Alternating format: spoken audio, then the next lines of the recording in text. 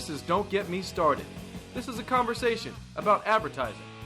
And here is your host, freelance creative director and Creative CIrcus department head, Dan Balser. Yes, welcome back to another episode of the podcast as we continue to have conversations. And the ones that I enjoy are the ones that I don't know the guests, and the ones that I enjoy are the ones when the guests are alumni and friends. This falls into the latter category with David Ma.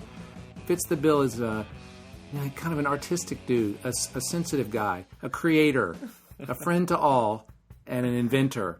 Right? Okay. So welcome back. How does it feel to be back? It's surreal. In what way? First thing I went to do was go get Fat Matt's Rib Shack in Taqueria del Sol. Yeah, did you have? And you had a fresh market. And did you get your lunch? Did you eat your lunch? No, I'm not. I'm still kind of reeling from the whole thing. Reeling, okay. Yeah. So plus, I'm used to eating food cold. I just take pictures of it and eat it lukewarm anyway. So without really getting too much into the background, in case you don't know who David Ma is, listeners, he left Creative CIrcus back in 2011. That was 7 years ago at this record. Spent a year and a half at Droga 5, working on Craft, UNICEF TAP project, cool, Prudential. Then spent 2.5 years after that at TBWA Chiat Day, working on wheat thins, planters. Maybe you're planting a little seed for the food, the ultimate direction into food. That's NBC, where it started. Yeah, it's where it started. And then a senior copywriter at 360i for a year and a half before segueing into, I would say it was sort of an interesting ramp into direction coming from just making some stuff. And now as a director who does, kind of focuses on food stuff, you look at these things in retrospect and it looks so neat and tidy. Like, this is what you are. This is what you were always going to be. But it isn't really like that, right? So and I think the question you probably hear a lot is, how did you go from being an advertising copywriter to now being a director? And talk a little bit about sort of the slips and successes that got you where you are now, sort of in Career 2.0. I've kind of always been somebody who really needs to have the interest and the motivation to apply that the time and effort that you need to actually make good creative.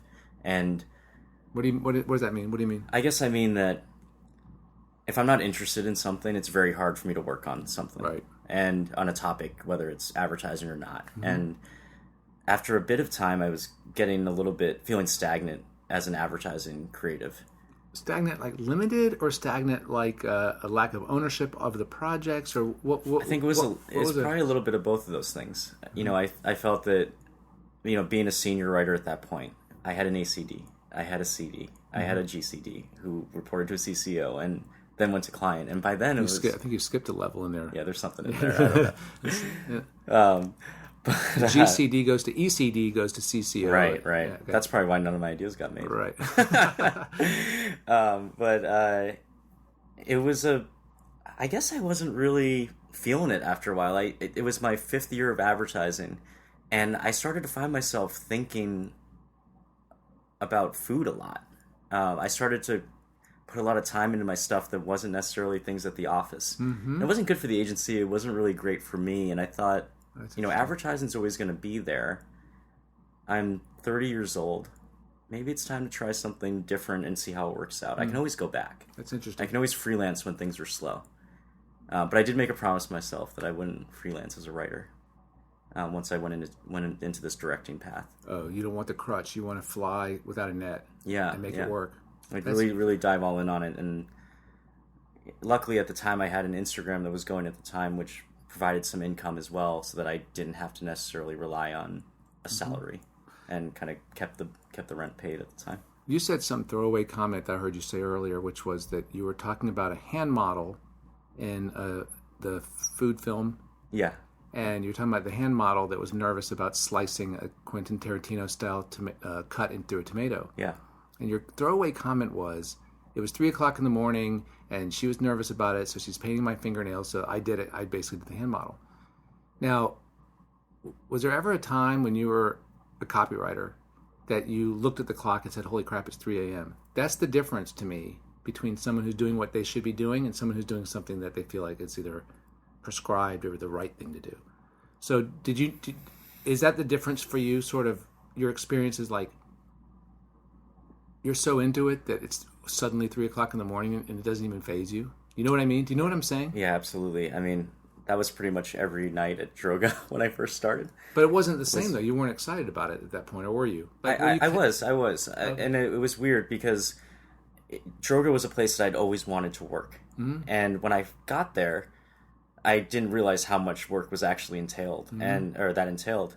And it didn't happen until after a while that I started to get burnt out. Mm-hmm. Like, okay, so you were never. It was never that you didn't like it or that you didn't feel like you were good at it. It's just that it started to it squeezed you too hard without the payoff for yourself. Exactly. Okay, that's interesting. And something that David had said to me on my first week starting was that he wanted me out at museums. He wanted me to go see culture. He wanted me to see theater, because to not just read ad blogs and to read creativity. I mean, we should be aware of what's being done in the industry that's award-winning and getting recognized, but if that's all we look at, that's all our ads are going to feel like. And he's preached from day one to his creatives that our stuff should transcend advertising and be a part of culture. Mm-hmm. I also think that the great creative leaders, the great agency leaders, want to enable their creatives, and they actually would celebrate the successes, even if that means they leave and do something different.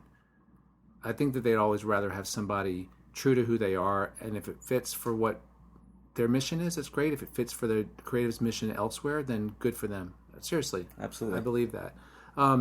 So you said some things that are common themes that I think, God, I've said this on the podcast. I just hope that the words that you said that are resonating with me as truth, well told, are resonating with the sort of the more naive audience that you're talking to. But one of the things you said was, and I don't mean naive, I mean less experienced. Sure. So you said, give a shit without giving any fucks. Yeah. And talk about that for a second, because I've heard that exact thought phrased differently. But tell me what you mean. What does that mean? Like when you're starting off, like what do you mean give a shit but without giving any fucks? As I was in school, I gave a lot of shits. Like, I cared a lot about the work, and I think that's important. And your CDs need to see that you care and that you're going to invest the time and be there till 3 a.m. As we were talking about earlier. But one thing that I would get in my own head, I was so concerned, and this goes back to school, about looking a certain way as a creative, like being the one who won awards or got your approval for this is a great headline, write stuff like this. Like I strive for that because I wanted to come off like I was smart, I was creative, I was witty, and I was so focused on that I would disregard little half thoughts that could have been even better creative than the stuff that I showed up to class with or that I would bring into my creative director. I pretty much got in my own way because I was so concerned about my image as a creative. And I think that it's something that a lot of students and even industry people go through, which is I really need to look like I know what I'm doing, and I can't ever present a bad idea. Right, that's really. And bad. I'm probably on the more extreme end of that. Like, I don't know, maybe not. I'm not sure. I mean, I think it's pretty common, and I've heard that advice given, like care about the work. Take your work seriously, but not yourself. Right. I just said it with a little more edge. That philosophy is super important because, well, you said it, and I'm really on. Who gives a fuck? And I think that's a great way to think about it because I just had this conversation with Liz Cartwright. And from Chiat? And she had remembered this thing that I told her when she was a student that she actually built her whole forum talk around, which is I told her at one point when she was a student, apparently, Liz, stop trying to be right all the time. And I think that it's sort of there's sort of part of the same philosophy of the stupider you are, the more it's like compost has to be churned, has to aerate. Yeah. Right? You can't pick things off the top of a compost pile. You have to kind of look down at the smelly, rotting things. So I thought that was great, and I hope that people will understand what you meant by that. Okay, so I saw some people write it down in their books. So yeah, so maybe they'll go. That was kind of like nice to see. It's awesome, right? Yeah. It's cool when people listen to you. They quote it, yeah, right? David Ma said. David Ma also said, "Stand out in school and at work. Don't just make ads. Stand out." So. What's somebody supposed to do? What is someone these are maybe... It's kind of a fluff thing to say. These may be highly related pieces of advice because, like, okay, thanks. Yeah, cool. With what time? Now what? And now what? What is that supposed to be? And my sort of fear about that is, okay, now you're just giving them another homework assignment. But how did you think that How have you, like even post graduation, stood out by not just doing ads? I think it was something I learned when I started at Droga, which was this concept of we're not here to make ads. And that sounds like a very lofty thing to say, like an aspirational, like we don't make ads, we make culture. We make culture, yeah. Right. But when I saw the work that was coming out of there, I saw that, and not just the work that had Droga's name on it, but one of my first creative directors at the agency, like they had side projects. They did things that's the reason they were even at Droga in the first place, because they did something that was true to the industry or true to culture, and David and Ted took wind of that. And it kind of ingrained in me to be thinking all the time as a creative, because our stuff is best, our talents as creatives are best applied when it's not on a brief sometimes. Mm-hmm. We're problem solvers. We think of stuff that other people don't do or aren't trained to do. Mm-hmm. And I think it's a really valuable skill to have. And if we just use it purely in the office from 9 to 9, it's kind of a disservice to all the other cool shit we could be making. Yeah.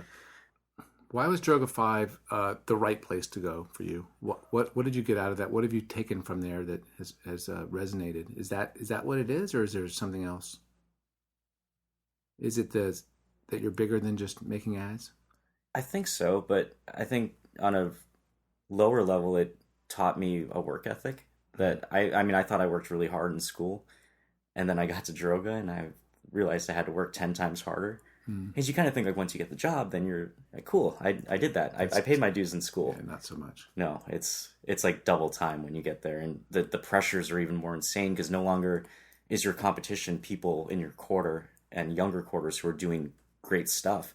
You're working into CDs who have made campaigns that made you want to get in advertising. Exactly. And that goes back to getting in your head about looking smart in front of them and feeling like you were the right choice for something. Oh, that's really interesting. Having to live up to you know what?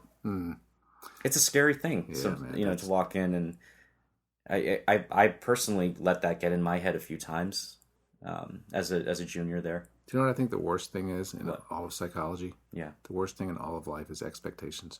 Yeah. What you perceive are expectations of yourself, and what expectations you think. I think it's just awful. I think expectations are just an awful thing, and I think so much of that is mythical. I think so much of that is made up, that you think that they have an expectation of you, and you're living up to that. I don't know. Yeah, there's a lot that goes through your head in terms of, am I living up to what I was supposed to be doing or what they brought me here to do? I think that there's a sort of an assumption from most agencies. And hey, look, if you're a creative director listening to this, first of all, thanks. But second of all, if you disagree with this, let me know. But I think that when you hire a young creative, there is an expectation that they are going to not deliver occasionally, that they're going to not be great every single time, that, there's a learning curve. And maybe I'm wrong. Maybe people are like, no, we're paying this guy, better show up with it. But I think that's probably the exception. I would assume that's the exception, and not to be so hard on yourself. I think creative directors also have that role to, as we know, to plus things up and to see that nugget of insight in your idea and make it into something. Right. So at some point you started making your own stuff that no one asked you for. Yeah. At some point you started making a shrimp recipe video, because the recipe videos that you saw on the interwebs were boring, top-down, rote, expected crap. And you took pride in it, made it good.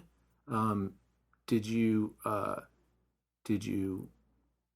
like have an expectation that it was going to mean something? Were you aspiring to kind of change the category from the get-go? What was your mindset as you started those things? Why did you do it to start off, other than the fact that you wanted to make that thing? My plan of attack, I guess, was to learn everything about the food industry that I could first, and really, really watch everything and read everything about, from articles to so obsessed, which is one of your pieces of advice. Yeah, I think that's like, in order to know what you're getting into. I mean, that's what we did for 2 years of the circus, was learn about ads and how to make ads and what's good and what's not a good ad, and what's a good headline versus a shitty pun, which is 90% of what I write now on my Instagram. Yeah, I think there's a difference between puns and shitty puns. I don't think all puns are shitty. No, just, I know. Just for the record, Okay. I love a good pun. All right, Love. like a dad joke pun? No, a pun that works. First of all, you should only use a pun if it works in both meanings. In other words, if it has double meaning and both of those work, then it's genius. Like, I'm trying to remember one. A headline. Yeah, I want you to give me one. There's a headline from Fallon from years ago for Penn. It was a business-to-business ad for Penn tennis and racquetballs. And it showed on the visual was just a blue racquetball and a yellow tennis ball. And the headline just said, everyone knows yellow and blue makes green. That was it. And it's a total pun because the green means the color, but it meant money if you sell pen.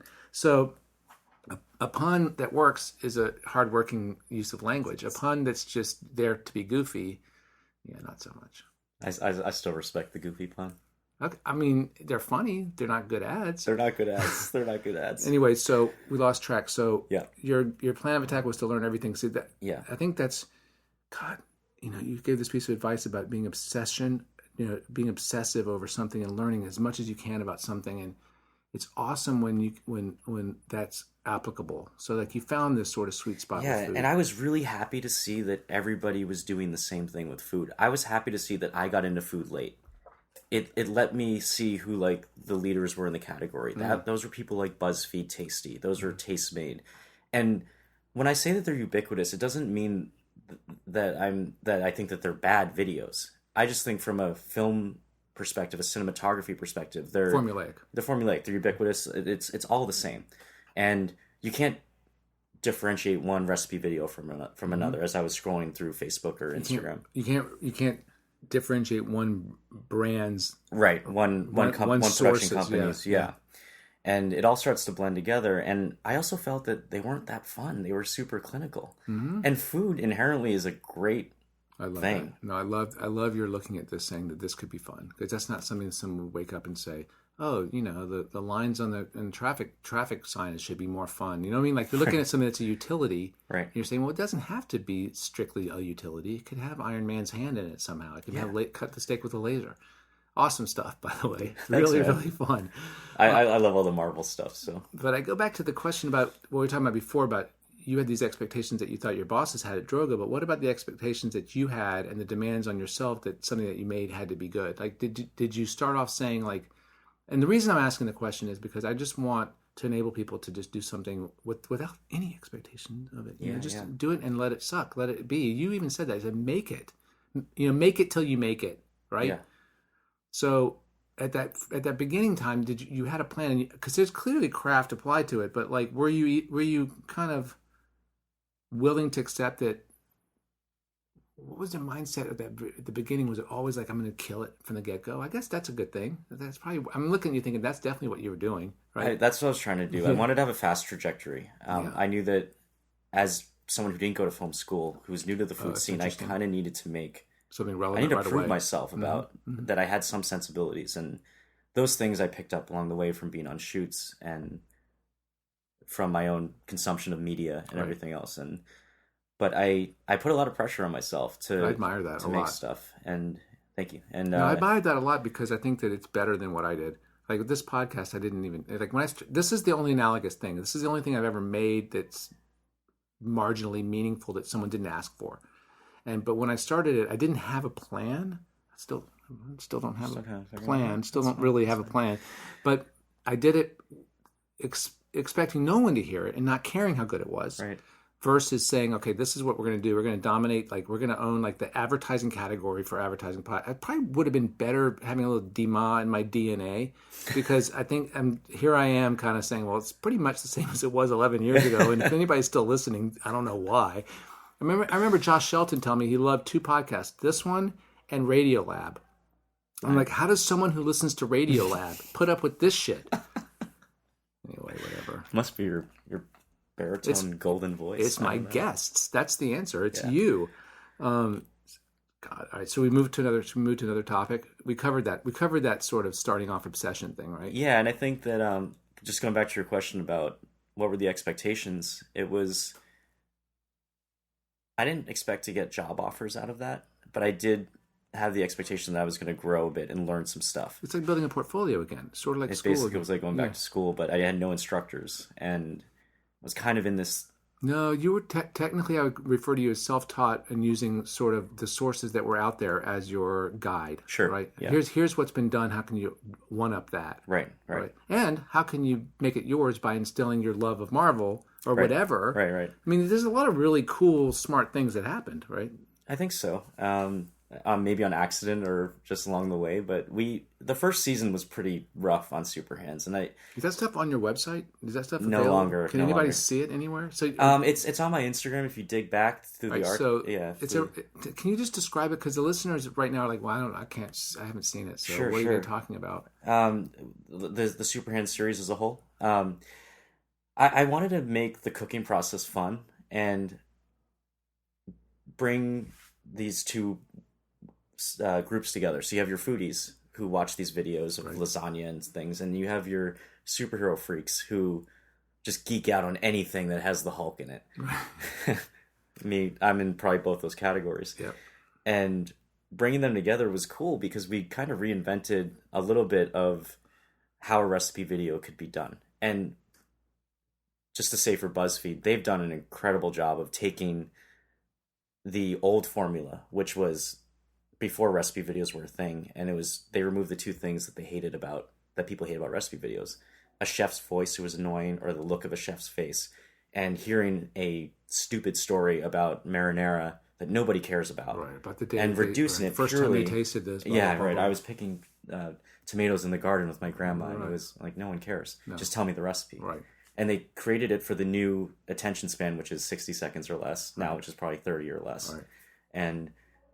And I wanted to evolve that one step further, because when I had that job offer at BuzzFeed, I didn't want to make those same things. I wanted to make more stuff like the things I was doing. And it's funny, a couple years later, our friends tagged me in a video on BuzzFeed, and they had done a superhero cooking series with some video game, like a branded thing. Right. And like, oh, it's your thing. They ripped you off. I'm like, well, I ripped them off, so it's right. It's all just it's recycling and making new stuff and evolving. Right, you're building with the same set of blocks. Exactly. So I wasn't mad about anything. I just wished I could have made it for him. So it's a steak recipe, and it's done with the hand of Iron Man hand, and the last frame is the funniest, where it says, slice the steak with a laser, and it cuts through the entire table and the cutting board and everything. It's just a really entertaining steak recipe video, and it started the series of the superhero videos. So I think it's just really. Can I tell you a funny story about that? That's what we're here for. Okay, good. When that wasn't a planned break. We actually broke it transporting it to set. Oh, that's awesome. So, what are we gonna do? We're gonna put it together, and I saw you could still see a little bit of the seam. And as I was directing, I was like, why don't we just split the whole table apart? Like the laser went through the steak, the cutting, and we actually. Mike, who was Mike Atraki, who you remember from school, who worked on Gradman with me with Deanna. He was great. He was someone. Oh, he's awesome. And Allison Davis as well, who graduated from the photo department. So talented. There was no reason for them to work with me for free. I bought them pizza and beer, and we spent a whole weekend just making this thing together. And the first season was shaky and rough, but by that second season, the one you guys saw with the Iron Man thing, it was. Our sensibilities were better. We had a little bit of a budget, and I saw the value in investing, because that first round got so much feedback and applause from the online community that I had to follow it up and make it better and evolve as somehow it did. That's so great. Yeah. I love what you said too. You said a couple things today that I thought were really, really wonderful. One is like knowing your strengths and weaknesses and finding people who you can collaborate with. Sitting here now, looking at your career right now, what do you think your sort of ultimate strengths are, and what are the things that you feel like you're best collaborating with others on? What are you good at? What was the second thing? The second question? What's the thing that you are less strong at that you need to sort of source out? Sure. I guess for strengths, I like to concept. I like to think, and I don't always have the ability to, I've never touched a camera on set. Really? Okay. As a director, I don't touch cameras on set, but I find talented DPs like John Shafto, who's also a graduate, and he's at MPC. We work together. He shot half my reel. He's what? He's at MPC. They're a post-production house in New York, one of the best in the city. And John was someone who I was like, hey, can you help me shoot this food films thing? I don't know, what is it? Told it to him, he was instantly in. Oh, that's cool. And Allison also was working on that as well and worked. But my strengths are knowing my friends and bringing people together, and I think that's why I have been able to not flourish as a director, but had some natural abilities in it, because I know with the right team of people. Yeah, that's really great. Like finding your A team and your core team of people is super important. Not just for like your mental sanity, but for making these things come to life. And you'll work with different people. I've worked with 80-person crews all the way down to myself and 3 other people. And if you find the right group of small people who really just know their stuff so well, and you direct them and put them and give them the ability to excel and show off that one trait, the sum of all the parts is even better than I had imagined. Definitely. What's been the highlight, one of the best days you've had so far since you left school 8 years ago? What do you look back at and say, that is a highlight, that was awesome? Is there anything that stands out? Successes or anything? Let me take a second on that one. Not because there's so many, but because I'm trying to think of one. To be honest, I guess maybe 2 or 3 things are kind of up there for me. One was when I decided to put my 2 weeks in for advertising. It was a scary moment. Exciting, though. Exciting, yeah. I was very pumped to put the 2 weeks in. Not because it was a terrible agency to be at the time. It was just, I was finally confident enough to say that I could maybe make a career out of this thing. And I didn't know if it was going to work out. I just believed that if it didn't, I could always come back to it. Yeah, they'll be there for you. Yeah. And they wished me all the best and were like, you should go do this. That's and great.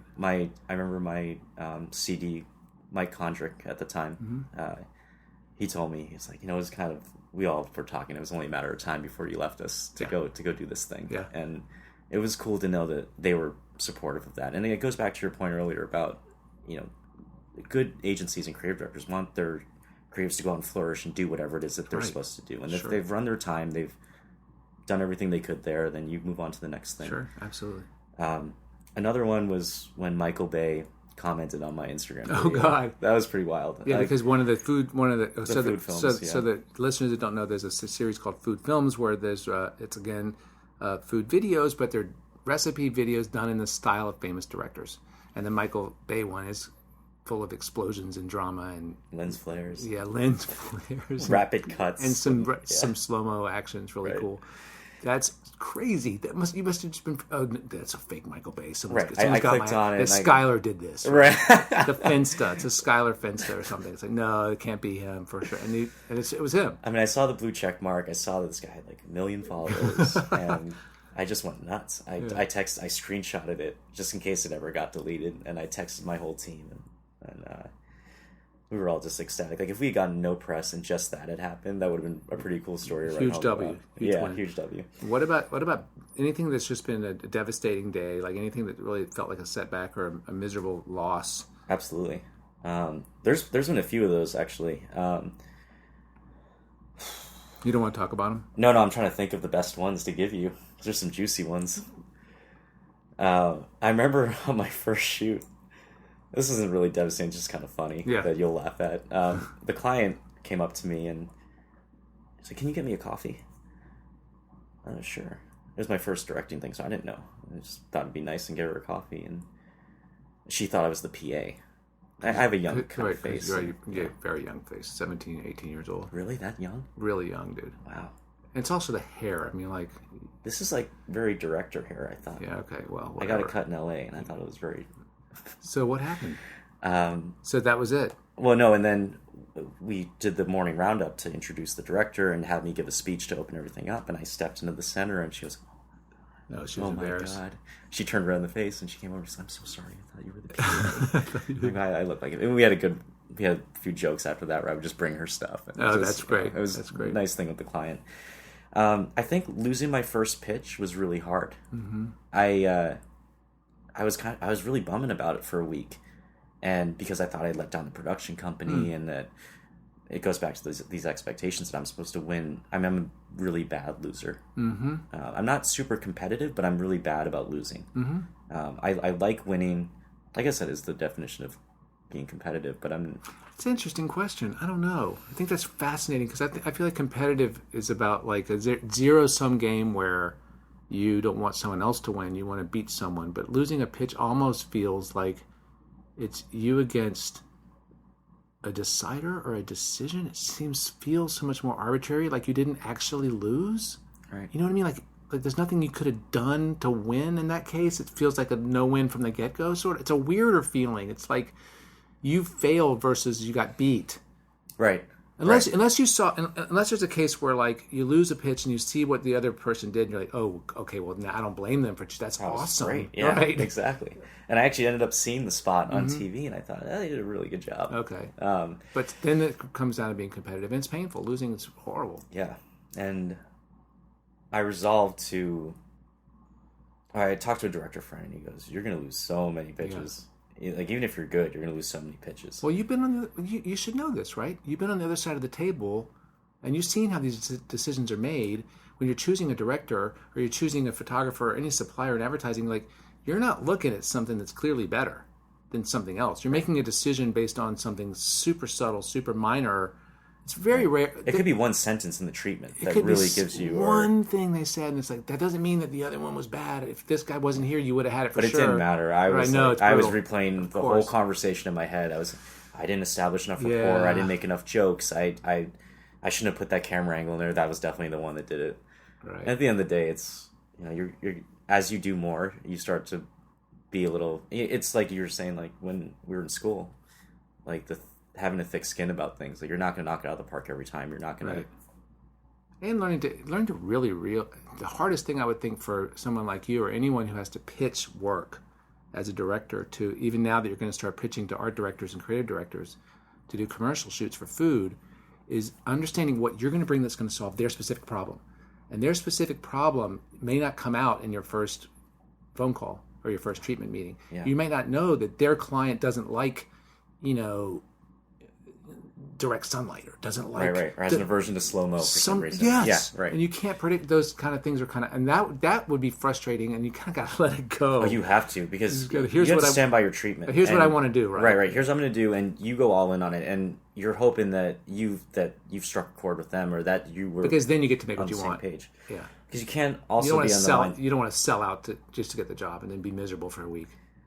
I thought about that at some points, and to be honest, I'm still trying to develop my own voice and my own look. And I know that I want to do things that are reverent and do things different in terms of camera angles and the lenses that we shoot food with, because a lot of the tabletop directors and DPs do a lot of similar moves and looks for things and trying to shake things up. But as you know, you have to do a little bit of the status quo, but you also have to inject a little bit of you in there, and that's where the director's cut comes in, I guess. Right, absolutely. I thought the Hidden Valley spot, you sort of half-assed apologized for it, but I thought there was the editing was nice, the direction for the people was really funny. I thought the spot was really good. I mean, that's not an awesome brief, it's not an awesome brief, and I thought it was really well done. The creatives at McGarry Bowen, funny. Yeah, they were awesome to work with. Who were the team? Do you know the names? Scott and Ann. Yeah, it's so good, so fun. It took something colloquial and made it. It's really fun. Yeah,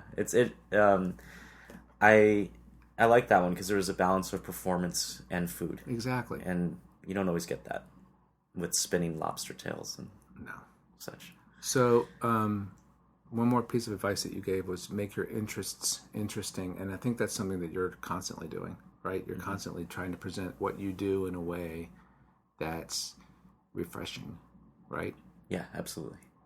One thing I always wished growing up what I could do was play an instrument. Because it's just such a cool skill. Yeah, it's good. Like, as creatives, like, our skill is very reclusive. It's, we're in a room working and thinking of stuff, and then it goes out in the world, but there's never really any performance of it, usually. Right.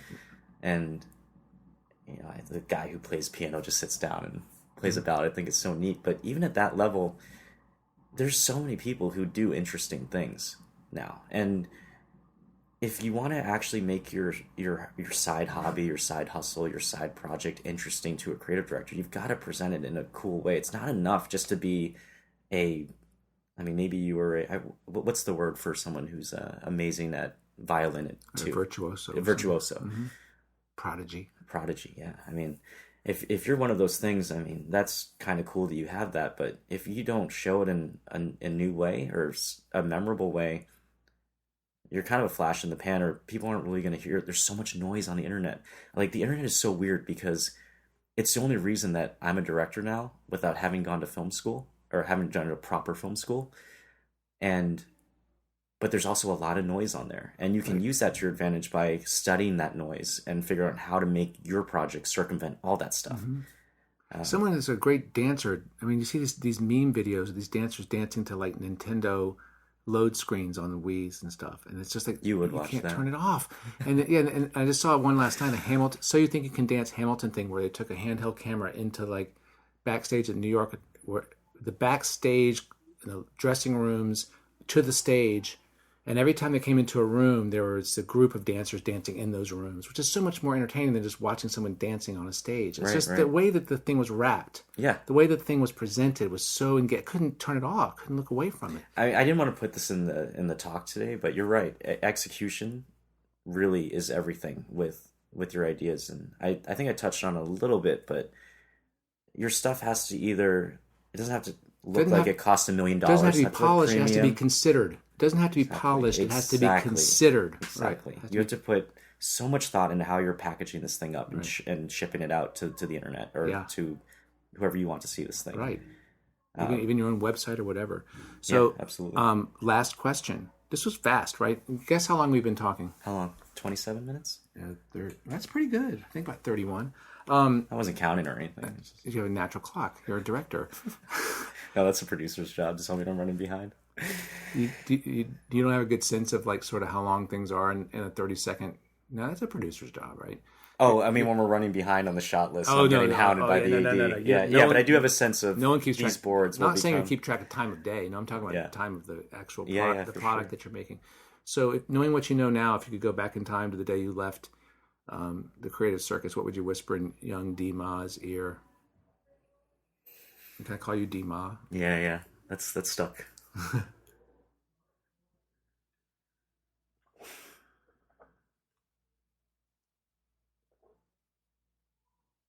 Can I say two things? And you can pick the better one, or use both? Use both of them, yeah. What would you say? I'd actually just whisper some sweet nothings. Some encouragement. Because I think the people who work really hard put a lot of pressure on themselves. And interesting.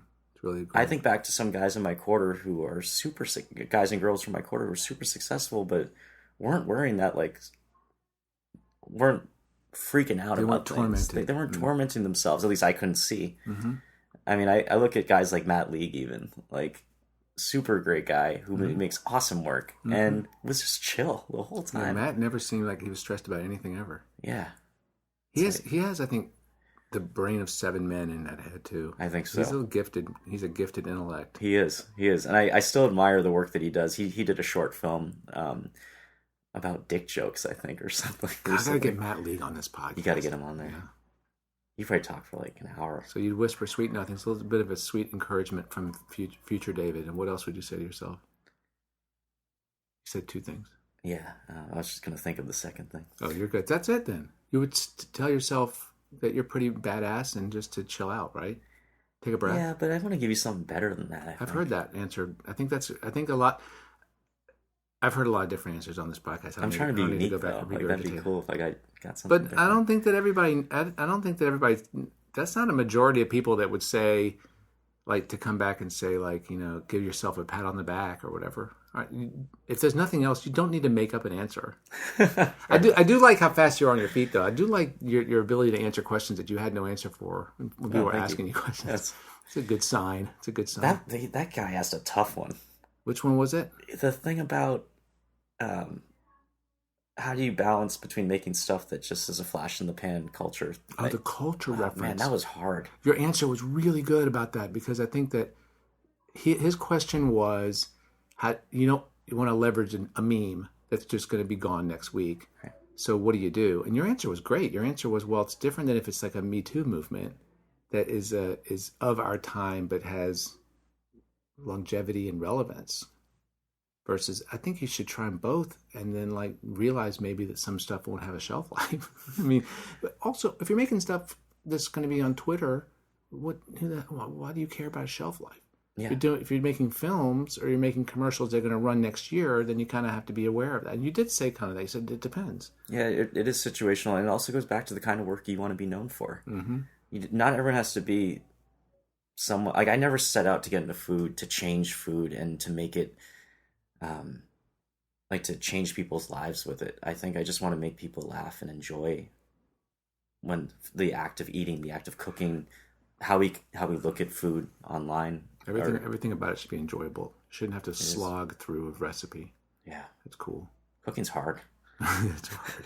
Thanks for talking, man. It's really great. It's great catching up. You haven't aged a day. Do you have a place people can see your work? Is there a website? I do, yeah. It's davidmafilms.com. That's great. davidmafilms.com. Yeah. And then I have an Instagram, which is just my name, David W. Ma.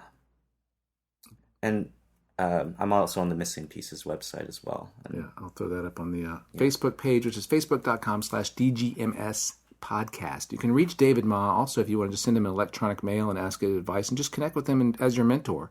Ask him one question. Don't flood the guy. It's a busy guy. He's sweet though. DMA052, DMA052 @gmail.com. You can reach me as always. Can I add one more thing into that? Yes, please. If I don't get back to you in a week, send me a note. Yeah, see, that's the thing. People think it's pushy. It's not pushy. Remind me. It gets pushed out of your... Just get to the top of the inbox. Yeah, get back to the top. Yeah, don't feel bad about doing that. To me as well, because I will forget. If it's the fourth time, I'm probably ignoring you, though. Yeah. Because you were too much in the beginning. It's likely. Yeah, so there's a balance. Play it cool. Yeah. Hey, that's on you, listeners. DMOD052 at Gmail. That's Google Mail. It's a free service provided by Google. You can reach me at danspodcast@mac.com. As always, listeners, thank you so much for sticking with us. I'll be back in a couple of weeks with some more chats. I'm heading to New York very soon to record some more of these for your listening pleasure, free of charge. Keep subscribing. Keep enjoying it. David, great catching up with you. Can we get pizza when you're in New York? Yes, we will do. We will do so. Listeners, we'll see you in 2 weeks. Bye.